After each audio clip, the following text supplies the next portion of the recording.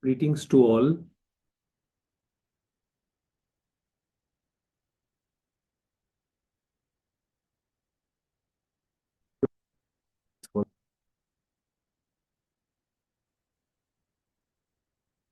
So, Jacqueline, can we begin with you with your sharing, please?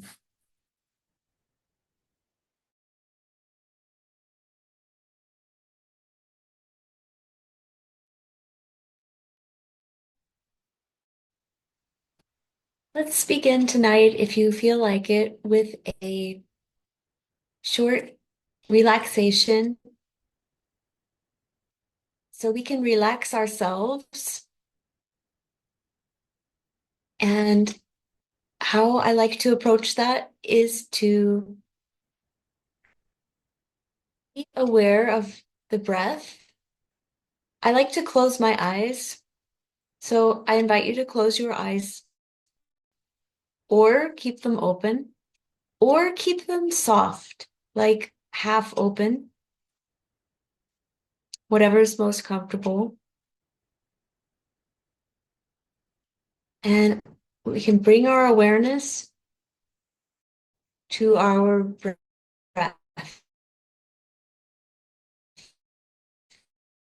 as in to our lungs and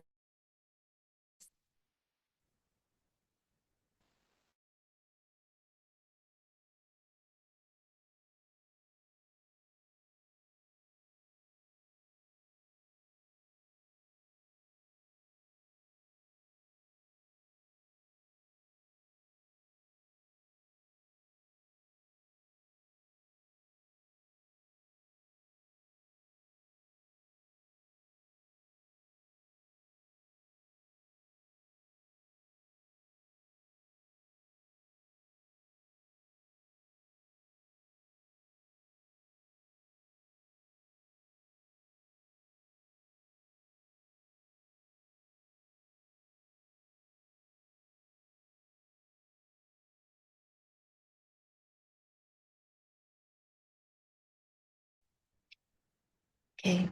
Thank you for your patience.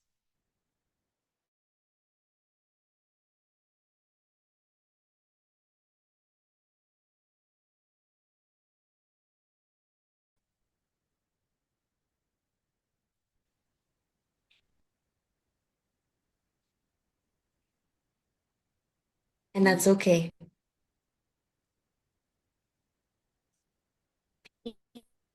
Aware of what's happening around us in tandem with what's happening within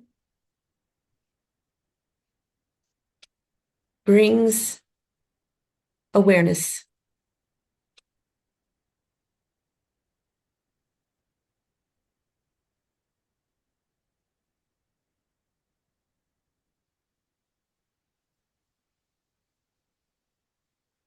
We can feel things like irritation,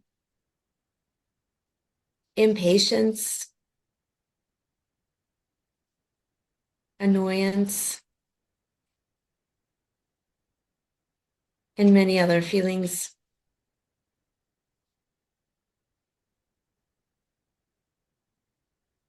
Ramana Maharishi said we don't have to regard them. We can disregard them. If they're too strong, we can also let that be.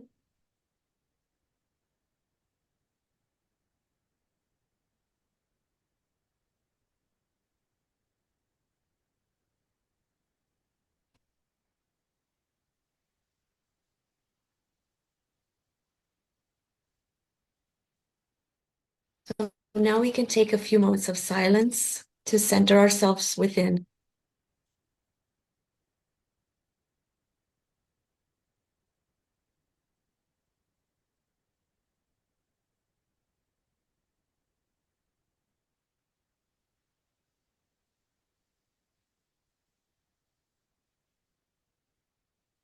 Bring our awareness back to the breath.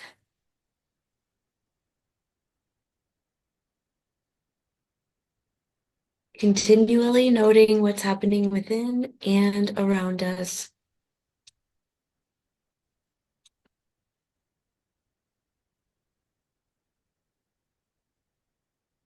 Paying attention without judging.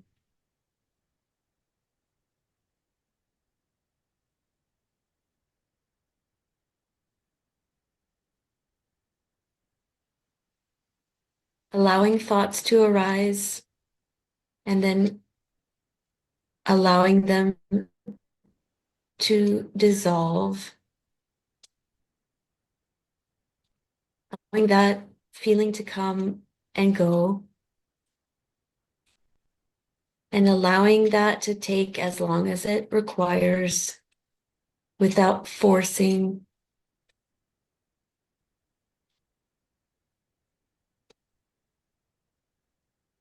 Being kind to ourselves.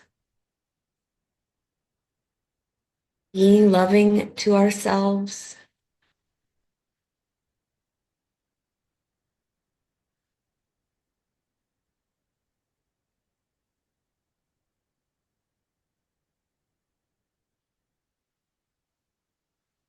Being here now.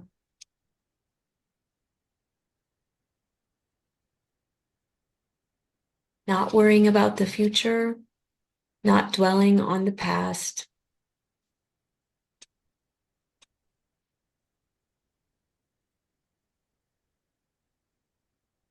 Glad and grateful for this moment together.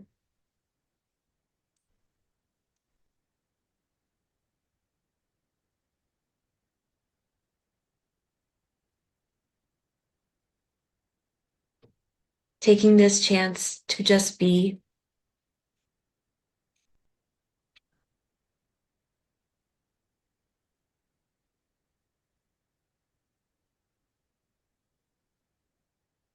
Not worrying about perfection.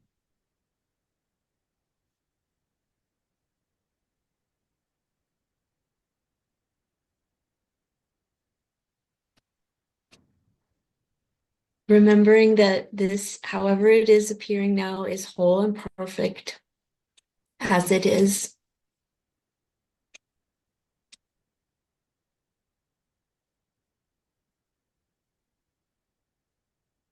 Accepting what is.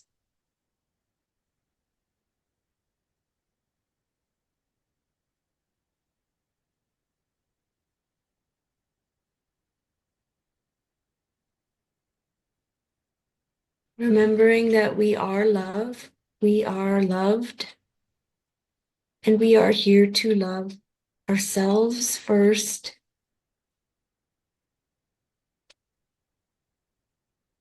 loved ones, and all the beings that we encounter in our day-to-day, while maintaining our own energetic boundaries and showing ourselves the self-respect and love that we deserve.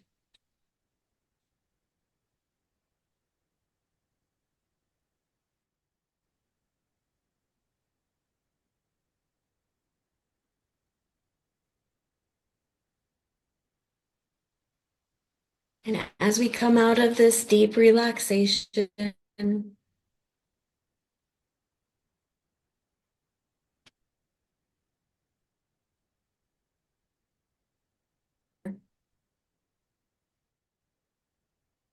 and wish you all peace and happiness.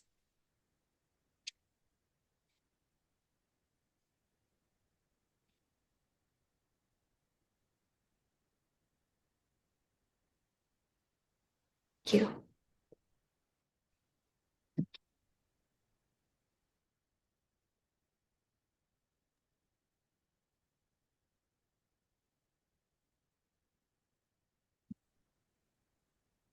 Thank you, Jacqueline, for that beautiful, beautiful meditation. It was very peaceful.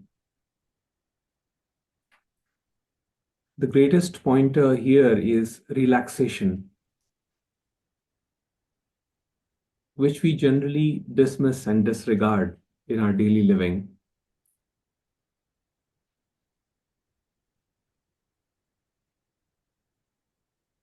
it can be the simplest thing. Relaxation does not mean doing something. Relaxation means to be.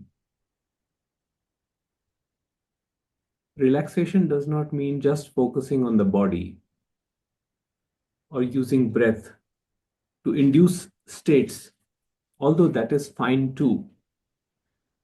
But that alone has a temporary effect. Relaxation means being.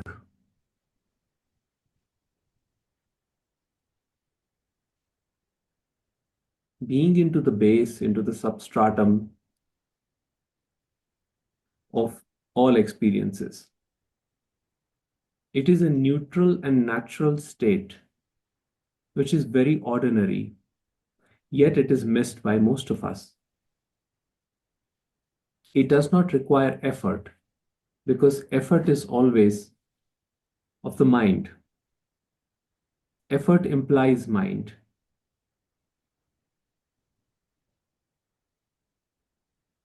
But effortlessness is our true nature.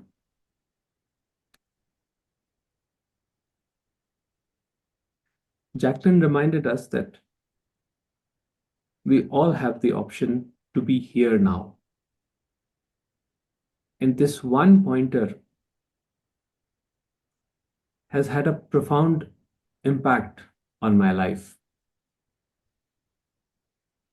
Because yesterday I was explaining how I went into a phase of analysis in my early years, trying to understand human psychology, trying to understand behaviors, thinking that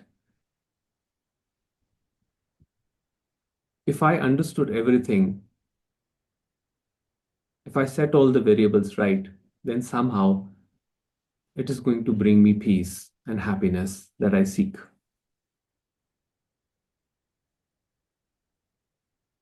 But that did not happen because my mind got more and more entangled into concepts. And theories change, science changes. So what's the solution? At some point, the mind just gave up that there is no solution. And that is witnessing the dawn of spiritual awakening. Witnessing implies relaxation. It implies complete restfulness because it is not attached to any outcome.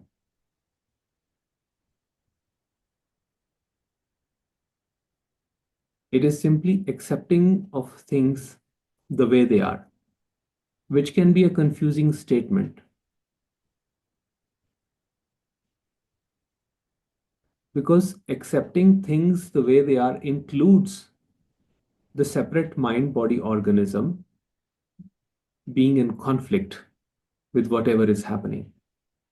Even the acceptance of the conflict or one not being okay with what is happening is included in the witnessing.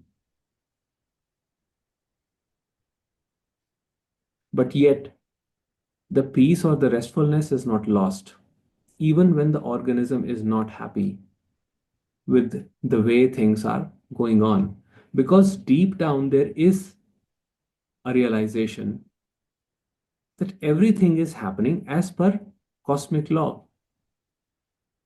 And as per the universe has created the blueprint for each one of us. We are simply living that blueprint.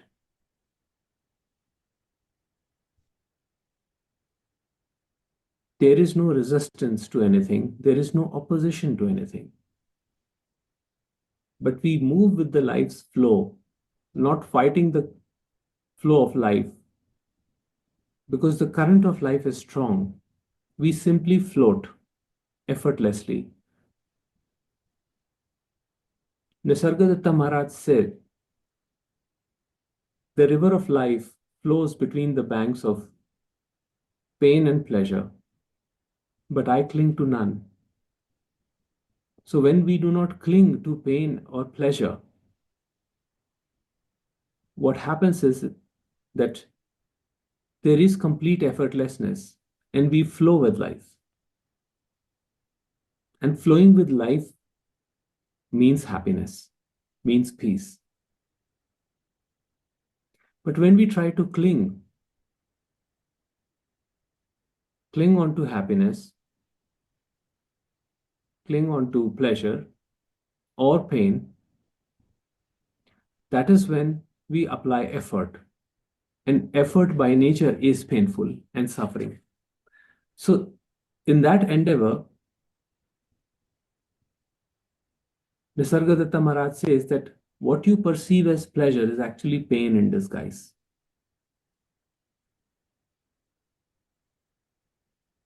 So, how does the knowledge come? If the separate self is at the receiving end of all information, how does the knowledge come? And the masters tell us that it comes through witnessing. Witnessing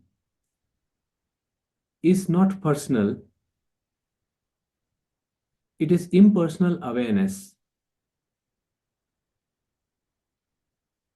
And I will read a quote by Ramesh Balsekar, which says, "The only true meditation is the constant impersonal witnessing of all that takes place in one's life as mere movements in the universal consciousness."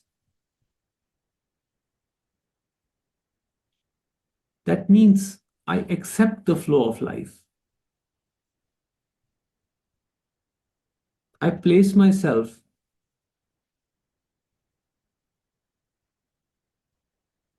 at the feet of the Lord and I completely free myself from the content, complete surrender, that give me whatever you think is best for me, but not what I think is. Because the separate self or ego or sense of personal identification is very limited. Therefore, it perceives small things as happiness and tries to cling on to them.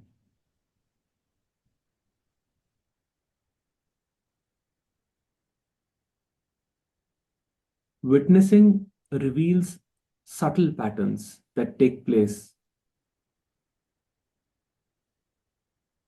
Now, it does not mean that all of a sudden the person is transformed. The witnessing does not happen with the objective of transforming the person. The transformation may or may not take place according to the blueprint. It is not in the individual's control. But witnessing reveals the patterns, the games that mind play to continue itself. Because mind's agenda is not to seek freedom or liberation as it claims. Its agenda is basically to continue itself, to perpetuate itself.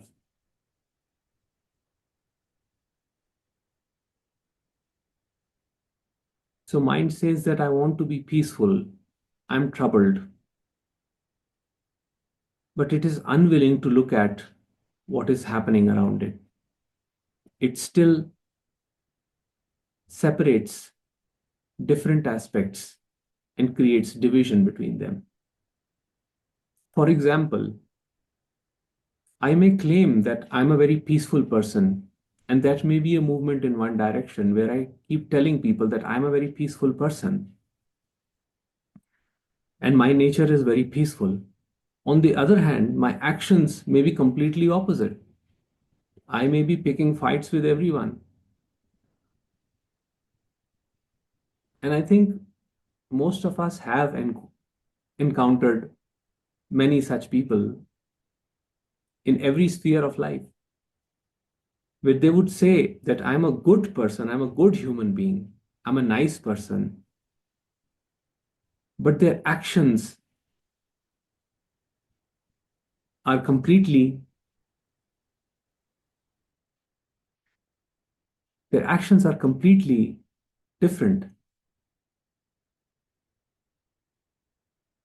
Now, When the witnessing starts happening, it's not necessary that the pattern may change. The pattern may still continue, but it is revealed that there is contradiction at the core of this personality. That this personality structure, which I call as me, lives with this contradiction that I want peace in my life, but every action that I do in my life leads to unhappiness. I say that I want to be loving towards my relationships, but I do things that create more and more division.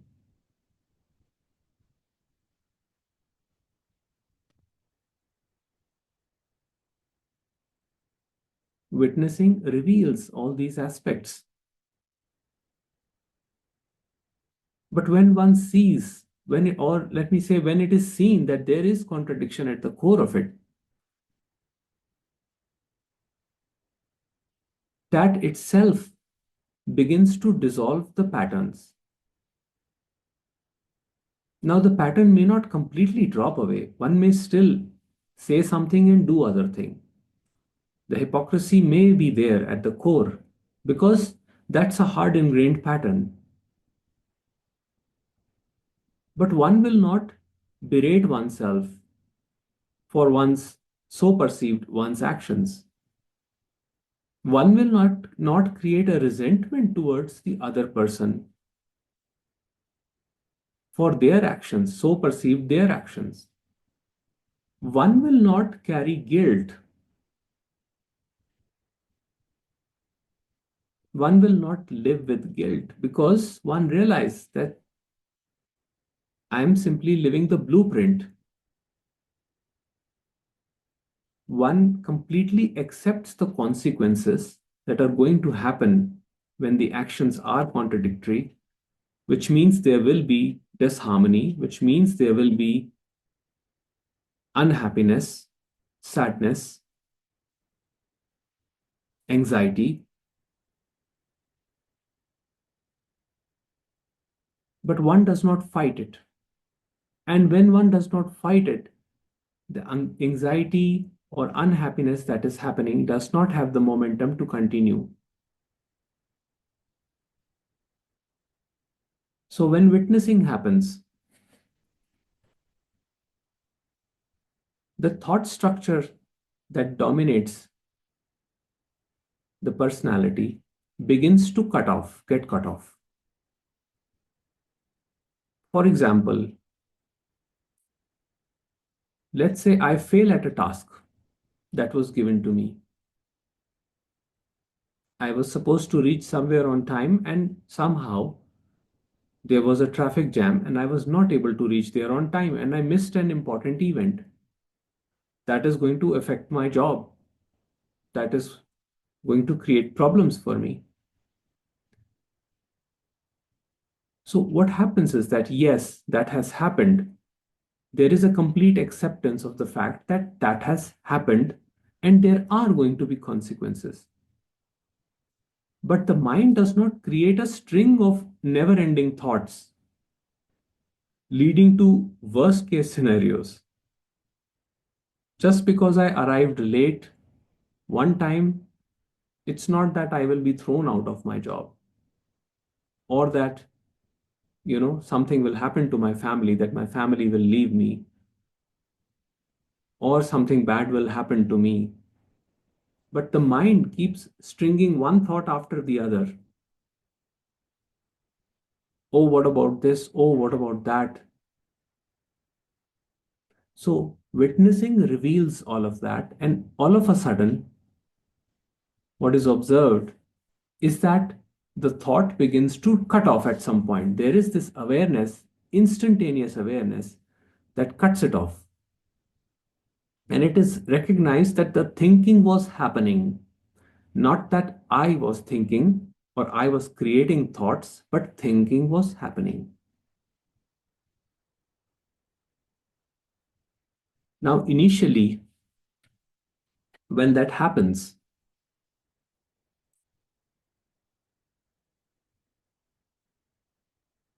the mind still continues. For example, I may have an altercation with a friend of mine, or with a family member, or with a loved one.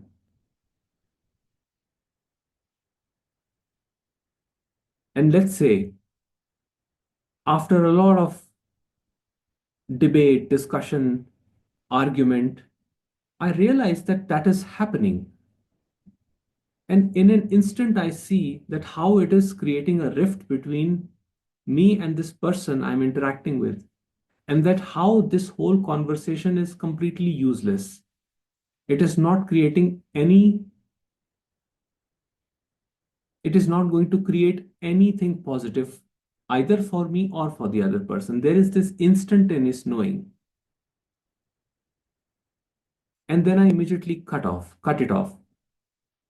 And we just say something like, okay, to each its own. You're right in your way, I'm right in my own way, and then the story ends there.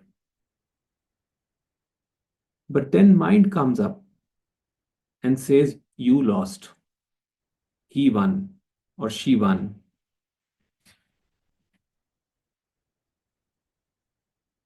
The ego mind comes up and says, oh, you should not have surrendered, you should have fought back. What if they try to do it again? What if they trouble me again? This is how again the thinking resumes. But then, as the presence of witnessing increases, now I'm using the word increases, it is not that the presence increases, it's just that the mind, as it begins to surrender, wakes up to more and more presence. But presence is, or the witnessing awareness is like a sun that is eternal and ever present and shining all the time. But to put it into language, we say that the presence increases. So as the presence increases, even that thought structure is examined. It is seen and it is cut off. And it is seen how mind comes up over and over again and tries to create discontent. Why? Because that gives the mind fuel to perpetuate itself. So we cling on to any thought, any random thought at a given point. And we say, we sometimes remember insults that had happened maybe decades ago. Somebody at a social event said this to me, and I'm carrying it right now with me. Why?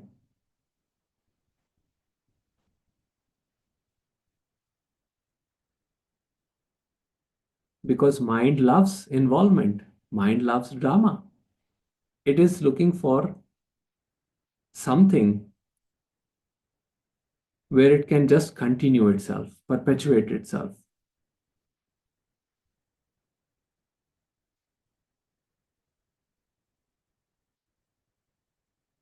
But as the presence in one grows, as one experiences more rest and peace in one's life, we begin to disengage with all this drama and arguments and trying to convince others what is right, what is wrong. And in that, there is no defeatist attitude as is perceived by the ego, but complete respect and love for oneself and complete attention to one's own peace of mind, which is most important. So we stop trying to fix the world or fix others, but we remain concerned with our own peace of mind. Even Buddha said, just light your own lamp. Forget about others. You light your own lamp, you fix yourself, be concerned with yourself. Even Ramana Maharishi said that. Just be concerned with yourself, forget others. Mind extroverted is pain and suffering. Mind introverted is peace and bliss.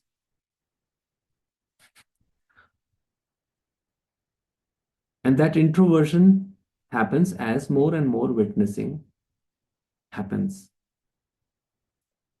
But it is not to say that witnessing is something you can make happen as per your will, because witnessing happens with God's will. So initially, what happens is that you engage with people, and there is a lot of argument and back and forth, you know, dialogues and conflicts.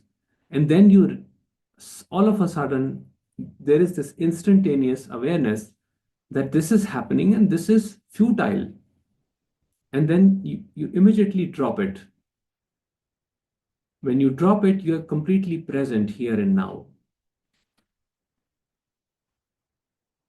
As this presence grows, witnessing begins happening sooner and sooner, to a point that it starts happening even when the thought has begin to arisen, and the painful thought is nipped in the bud.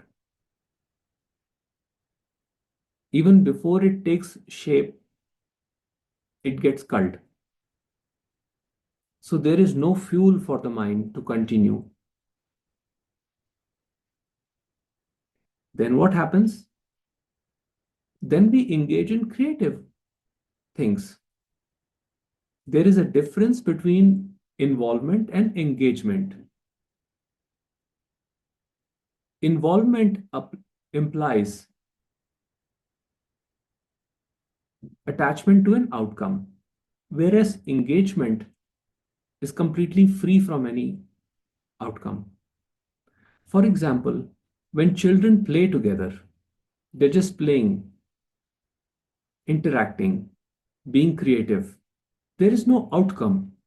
They don't have an outcome in mind. They're just being spontaneously themselves. So, in a given moment, whatever is coming to them, they're acting according to that. That is engagement. Involvement is, I want things to be a certain way. So I must try to control the variables. Involvement is trying to prove oneself right and the other wrong.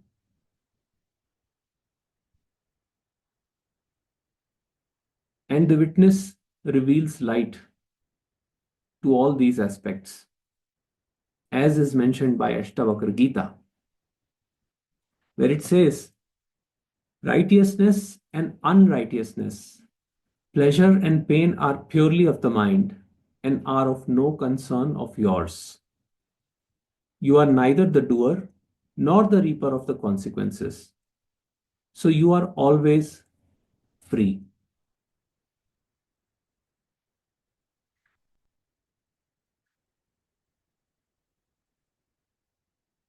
I'm already free from what I'm trying to free myself from. It is only the notion of I, the separate self, that perpetuates this contradiction between speech and behavior. When I say that I'm a good person, I'm a good human being, and my actions are otherwise, it is only the I which maintains this duality that I must be a good person, even if my actions are contradictory.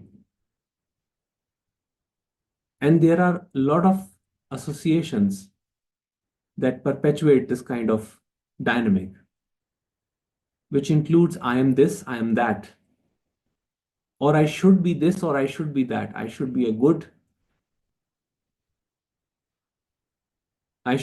family man. I should be a good father, good mother. I should be a good son, good daughter. I should be a good worker. I should be productive. I should be proactive in life. I should be fit. So all these should, or should not. It can also be should not. I should not be angry. I should not be upset. I should not be anxious. I should not be jealous. All these associations, all these identifications that I create, that are created, the strongly I hold on to them, the more contradictions I observe in life.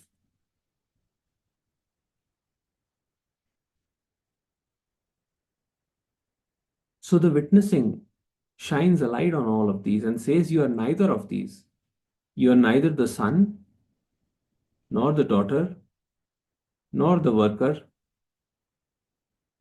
nor the father, nor the mother. You're none of these. You are the unaffected witness of the phenomenal world. And your nature is liberation. So there is no one here that, that is trying to seek liberation. Your very nature is liberation and peace, which is here and now. And as Jacqueline said in the meditation, whatever is arising now is complete and whole. That means when a painful thought arises, the only thing that is creating suffering is the opposition to that pain, the duality. I experience a painful thought and I don't want to experience the painful thought. So my mind is again split into two, subject object. I want peace, but I am experiencing a conflict right now. And I don't want that conflict. So it's like two opposing forces. So when the resistance drops away, the force, initial force also, the painful feeling or sensation or emotion also drops away because there is no strength in that arising to continue horizontally in time without resistance. It is only that when we uphold an image of ourselves that we should be like this and we should not be like that we experience more and more restlessness or anxiety. Because then we constantly live in time.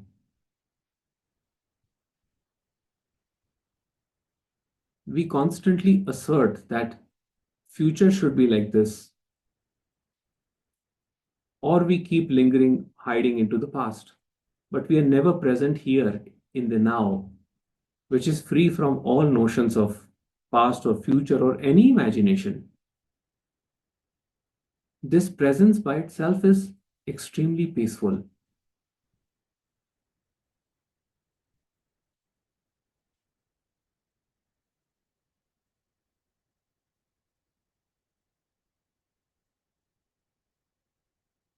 Finally, the Ashtavakra says, you do not consist of the elements earth, water, fire, air, or even ether. To be liberated, know yourself as consisting of consciousness, the witness of these.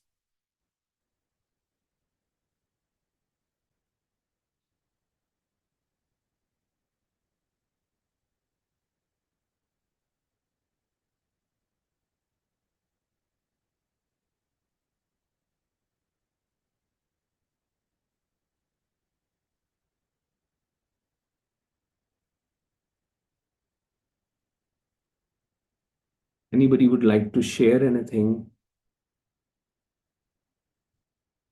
or ask a question, please feel free to. You can raise your hand or you can, uh, yes, you can raise your hand and I will unmute you.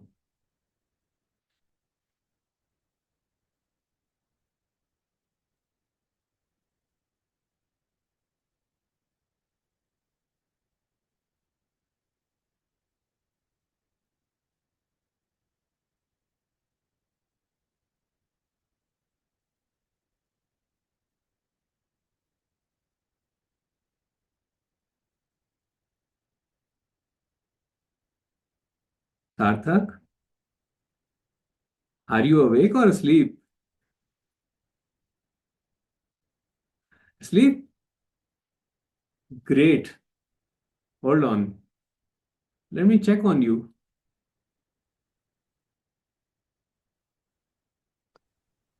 No, man, I was not asleep. I was just, I was in the loving embrace of awareness. Oh, good, good. I thought maybe the lecture got too boring. But No, if it help you sleep, that's a good pointer too. Jagjot, I'm never asleep. I'm always like, I'm listening to every word you're saying and absorbing each and every. intricate detail. And I think this is a great time to talk about just how beautiful it is to just fall in love with awareness. Yes. It's the most beautiful love affair you'll ever have, really. And honestly, if you haven't fallen in love with it, like deep love, I don't think you can love anything else, True, at least in the true essence of love. true, true. It's okay, I'll ask you something based off of this. I think like when you're deeply, madly in love with pure awareness and everything comes from that, like everything, like the way you express yourself, the words you use, the actions you perform, um, the way you conduct yourself. I honestly feel when you do that, it just, what do you think? When you express yourself, when you express that love, that loving awareness, does it grow? I find that it grows exponentially. Yes, yes. In fact, that's what Can you I, talk a bit about that? yes, yes. So, that's what I mentioned. That's what I was mentioning, that the presence grows, you know. But obviously, we call it, try to explain it using worldly concepts, and we say that the presence grows, but presence never grows. Presence is there like the eternal shining sun. What happens is that dark clouds start clearing off, and then what is exposed is pure light. And you know, love affair with the awareness actually dissolves the notion of the separate self, that I am separate from the rest. And then all that comes out is pure love for each and everything there is. In fact, I do not say a single word. I do not say a single word. Everything just Okay. comes out. Everything. I do not even remember what has been said after the satsang over. I'm never able to even recall what has been said. I just completely surrender and let this instrument go on with whatever it's going, with whatever it's saying. There is no worry about being right or being wrong. It's just, even the need to be a good person, need to be a nice person goes away. Yes, I may offend a lot of people by saying things, you know, but it is all flowing. The love of awareness is so strong that opinions do not matter as such. Some people believe that I'm an atheist. In fact, most Advaitins are believed to be atheist in some way Don't or the forget other. nihilists. Forget Huh? nihilists. Nihilist. Nihilist too, yes, exactly. Nihilist too. Nihilist, fatalist. Yeah, fatalist. Yes, Another one. and you know, all I do is just smile and let the awareness do its job, whatever is going on. And YouTube is a nice place. There are a lot of nice comments on YouTube sometimes, you know. But again, there is a lot of, so there is an acceptance that all kinds of energies are at interplay in this world. And love affair with the awareness is the highest love affair, because your I, your most intimate experience is the being which never changes. And that is the only relationship that is unbroken, that remains unbroken. Rest, every relationship will be broken. You will lose people in your life. You will lose your parents, you will lose your children, you will lose your spouse, you will lose your, maybe even your wealth, everything. In the end, you lose your body, your mind too. Yeah. But your beingness, your amness does not change ever. And beingness, amness is reflected. It like that lamp is illumined in all of us right now at this point. And that is what these masters have said, that you are trying to light the lamp through effort, you're trying to love awareness. Trying will not help. Trying to love affair, objectifying the awareness will not help. Surrender will help. Surrender means just completely giving up the sense of separate existence. And some people do ask, how do we do that? And the answer may not fit well with many people, but if you're asking how, you actually don't want to do it. You're actually delaying it. Okay, that's really interesting. So what happens is like even when you're speaking with people from the pure love of awareness, it's really interesting. Now you talked about nasty comments sometimes, right? On the YouTube. Yes. Um, it's really like, it's so abundantly clear where that is coming from. Oh, It's yes. so clear. There is no confusion as to why is it, I know why, Also, I would say that energy changes so fast. but more than that, it's really interesting when you're like in does it, it changes so fast. When you find them light up, and then immediately is something you can talk about. Immediately you can witness them sort of their mind sort of kicking in and trying to distract them from that Sarthak, presence. can you Like just something will repeat? come into their minds. By Can the can you way, just I had repeat? to do this and do that. Can you Sorry? just repeat what you said? There was Okay, an sure, internet sure. glitch. Yeah, I Sure, just sure. missed that point.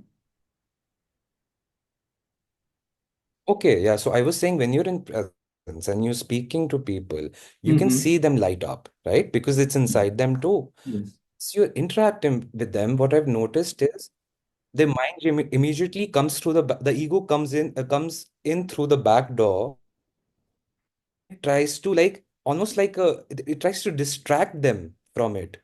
Like distract them as in, oh, I remember something. Not like not in the way that they're consciously doing it, like they actually have something to do. It'll be like, oh, by the way, do you remember this? Do you remember that? Oh, we have to do this. We have to do that. Oh, I think I left the kettle on the Yes. stove or something like that will come up. It's really fascinating. So saying like, yeah, yeah, go ahead, you do that Oh, yes. now. Yes. In It's insane. fact, Like, what I y- mean? in It tries to fact, distract. yes, distraction.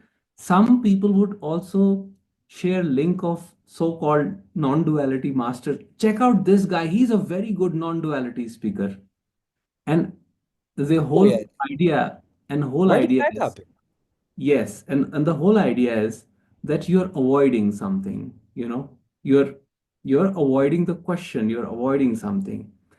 And here's the thing, like I realized it very early that if I'm there to seek knowledge, right? I question. Yes, I do question. I question teachers. I have questioned many teachers. I challenge the teaching as well. That's all fine. That is perfect. But, you know, when I start telling them how much I know, you know, or I Yeah. start Overwhelming. sharing with them, oh, by the way, have you listened to this teacher on this platform? That kind of thing I stopped doing early on, because the point is that if you have something to share, then share it by all means on a public platform or write about it. That's all fine. But if you are conflicted and you are there to seek something, seek knowledge, then first listen. even Rameshji would say this. First, take the concept. Don't be in a hurry to ask. Take the concept. Then reflect on it. Let it be your personal experience. And once it is your personal experience, then if you have any, then surely when it is your experience, then the mind will come up with conflicts. It will say, but this, but that. Then you take help of a teacher, and the teacher or whoever you're listening to will be compassionate and they will understand that there is sincerity in that. But I remember one time somebody approached Gautam and they were like, uh, I want to attend your satsang, but I'm a bit skeptical about your meditation practice. And this guy says, I know my guru whose meditation is out of this world. So, you know, Gautam's response was, where is the humility? Where is the humility? So, first thing, even I'm forgetting the name.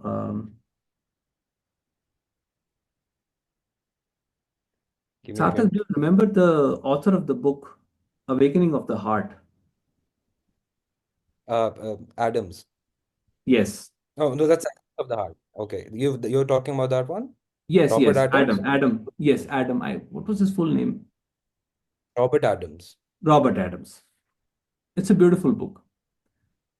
He says that very first thing is when you're approaching spiritual matters, he basically talks about two things: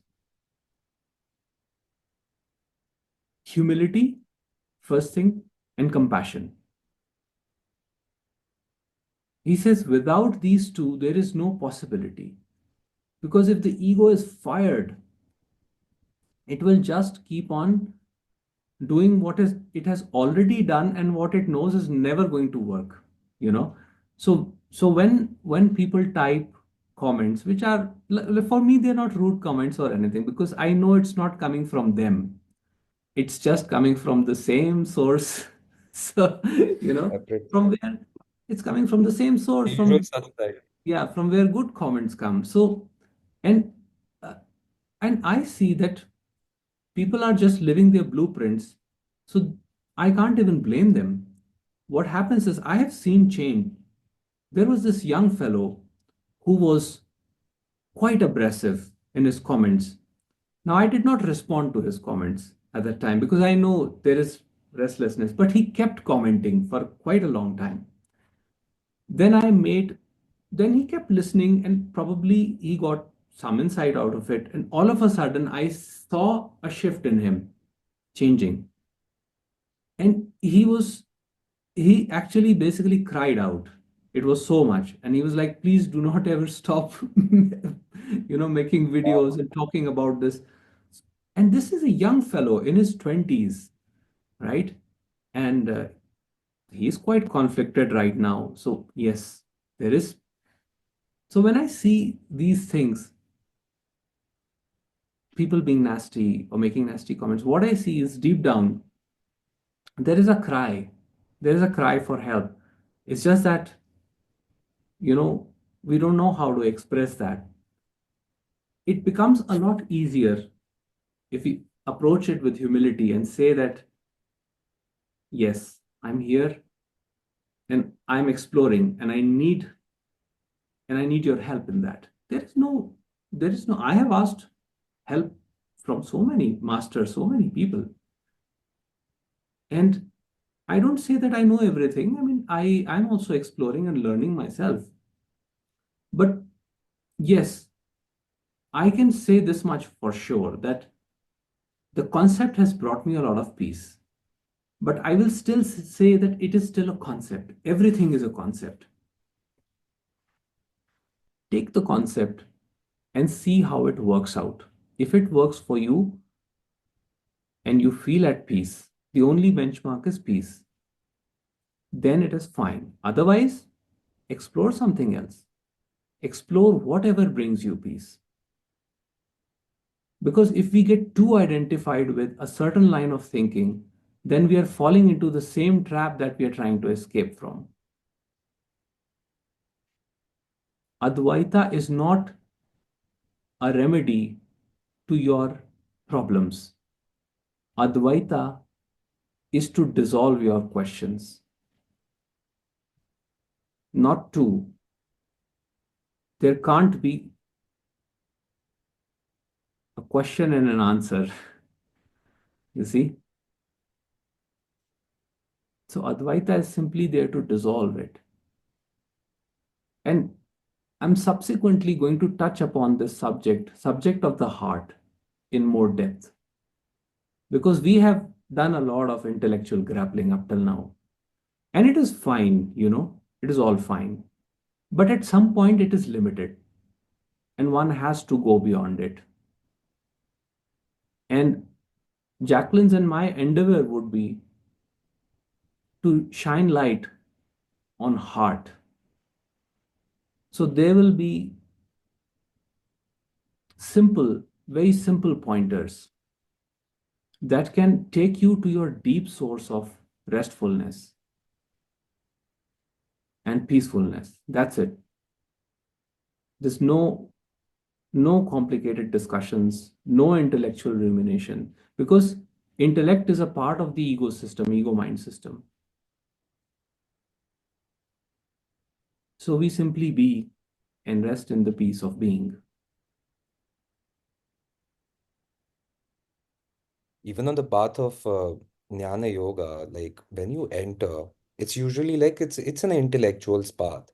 But Yes. that's the whole point. You enter as an intellectual and you leave the whole intellect being ripped out of you. And it's Yes. like the most Exactly. humble process. You will like it, the humility is like you said, it is the only, I would say, like Maharaj used to say, like earnestness, humility, and courage. And what is that courage? For me, that courage is literally just like letting the intellectual rest Exactly. in the Drop heart it. space, Drop so it. that the Be intellectual there now. intellectual the intellectual can finally stop. You know what it is? The intellectual can stop trying to prove its worth using its Exactly. intellect, because it has identified my value is only as an intellectual. Yes. Nobody will love me if I'm not a brilliant mind. Yeah, because Nobody will love me if I'm not brilliant. yes, because I'm concerned with being right. I want to be proved right. My emotional system is much stronger than my intellectual system, and my emotions say that I have to be right. The ego system, the animalistic, the survival mode says I have to be right. I should not be wronged. And trying to be a good person, trying to be a nice person is a recipe for suffering in this life. The job here is not to be a nice or a good person. The job here is to just flow with life, whatever life brings. And sometimes that that entails that one acts in a way that may not be perceived as good by the others. When we get trapped between good and bad, right and wrong, moral, immoral, we just keep swinging like a pendulum from one end to another end, and that is our life. So that's the whole thing. That's the whole idea. Witnessing reveals all of these patterns. They bring out even the subtlest of manipulations that the ego tries to do when it comes through the back door and tries to assert itself that no, no, no, look at me, I am right. All those patterns begin to dissolve. And even the assertion that where people give advice, they keep giving advice. No, you should do this, you should do that. That is like interfering in God's work. How do you know that what is good for the other person? Yes, if somebody asks for specific advice, then definitely one can express one's opinion. There's nothing wrong with that. But you you release the arrow and you leave it. That's it. You give the opinion and you Tell them that now it's their choice. Whether they accept it or reject it is of no concern to you. Whether what they think about you is of no concern to you. How people perceive you can never control that. So the light of witnessing reveals all of these patterns. Now change happen, it may happen, it may not happen. It's immaterial because then there is actually nobody concerned with the change. The whole thing drops, the whole movement drops.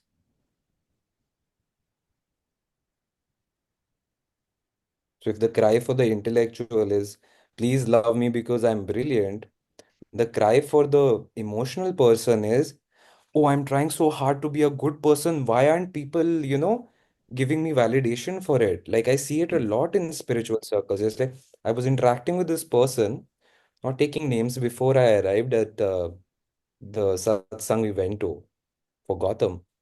And that person said, and I could feel like I knew where it was coming from, in like intuitively. She was like, it's all about being a good person, right? And I didn't say anything. But I was like, and I'm not saying she was trying to do anything, but I've noticed this a lot where in spiritual circles, people, there's almost like, "Oh, I'm trying so hard to be a nice person. Why aren't people cooperating with me?" They're not even there yet. They're not even trying to do that. You Because know they what I have mean? idealized an image in their mind. They Yeah. think they think that'll bring attention, and they think that spiritual people are Attention. good people. Man, spiritual people are not good people. They're not. Well, if anybody You thinks that so spiritual right. people are good people, I'm sorry, you've wasted your time attending this satsang. My job is not to make you good at all. My job here, actually, my concern here is not at all anything, to be honest. I'm just expressing myself. This instrument is just expressing itself. That is what is happening. But the pointer here is that go inwards and just see what is happening around you, how your identifications are tying you up with life. And nothing needs to be done. You're not to entangle yourself. All this effort where people try to be good or try to assert that they are good by using spirituality or intellectual analysis, human beings, human entities are flawed. Human entity, the flaws are aspect of nature. They are provided by nature and they are there by design. Even the sage, Ramesh would say, would experience all emotions, including the tough emotions that we avoid. The only thing is that sage does not live in concepts. Sage lives in now.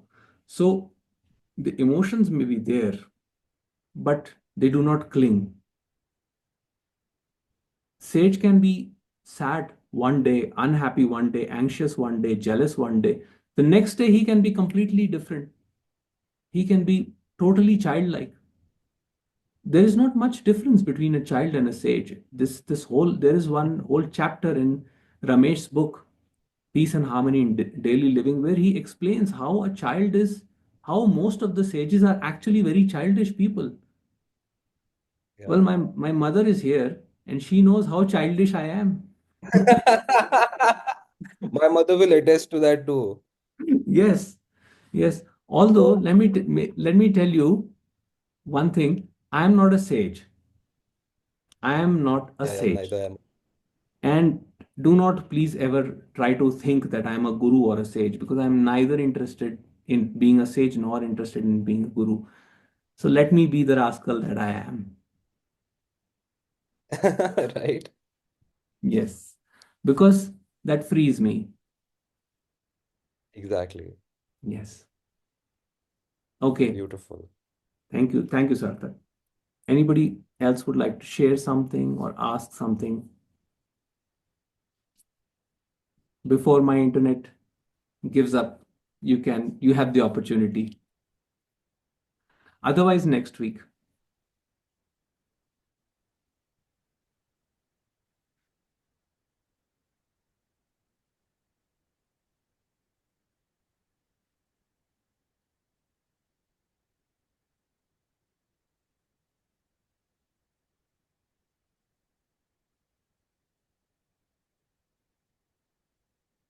Okay, I think we'll conclude.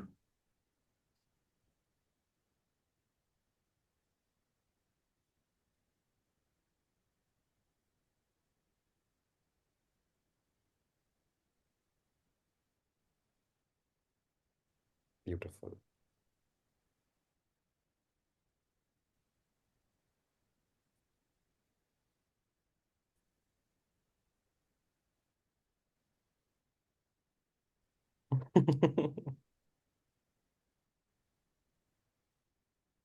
Okay, I think it's already late. We will conclude today's session.